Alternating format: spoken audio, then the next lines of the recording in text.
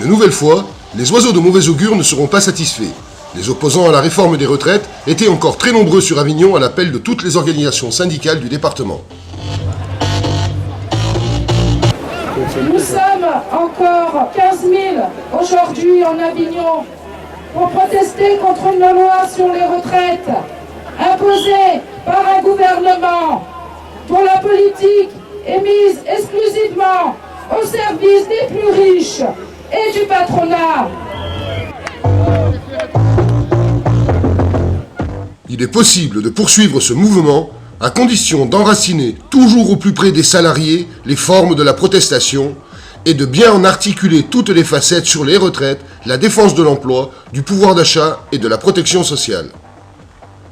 Il est nécessaire que des mobilisations durables dans les entreprises et les localités pèsent lourdement sur les décideurs politiques et économiques. Et il est encore plus opportun de continuer, ici et maintenant, à dire non à cette loi d'injustice et de morcellement social.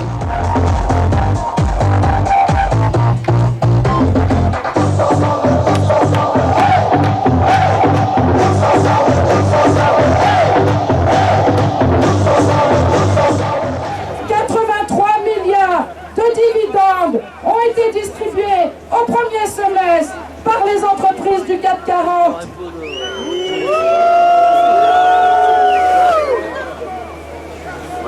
Ils nous parlent d'une réforme efficace. C'est faux. Elle est au service des marchés financiers. Elle ne règle même pas le problème du financement. Elle prépare l'arrivée des fonds de pension.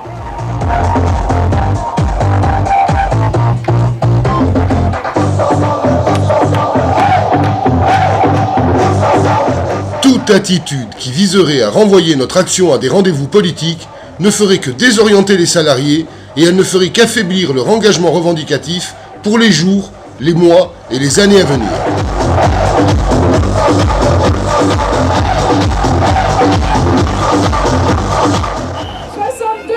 Des seniors sont au chômage, entre 55 et 60 ans. Rien n'est prévu dans la loi pour leur maintien dans l'emploi. Un jeune sur 4 est au chômage. Reculer de 2 ans les départs en retraite, reculera de 2 ans l'entrée des jeunes dans l'emploi stable.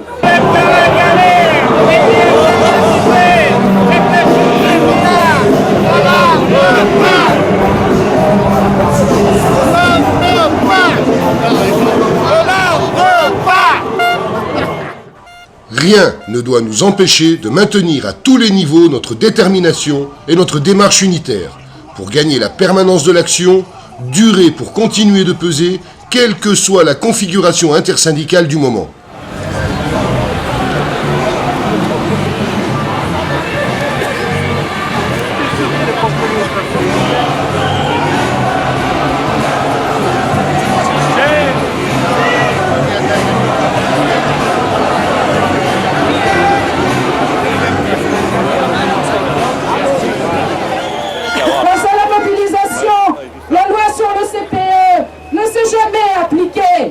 Tant que les décrets ne sont pas sortis, une loi ne s'applique pas.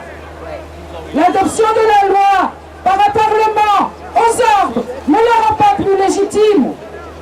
L'iniquité de ce texte demeure et le vote du Parlement n'y change rien.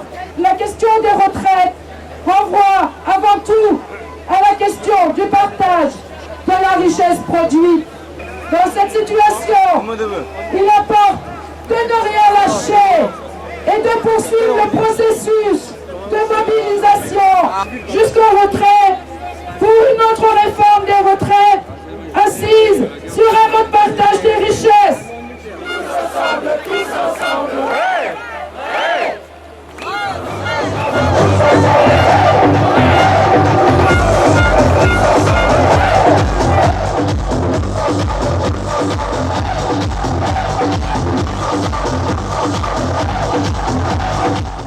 La CGT, ses militants et ses organisations seront actifs avec toutes celles et tous ceux qui partagent cette conviction de continuer le combat jusqu'au bout.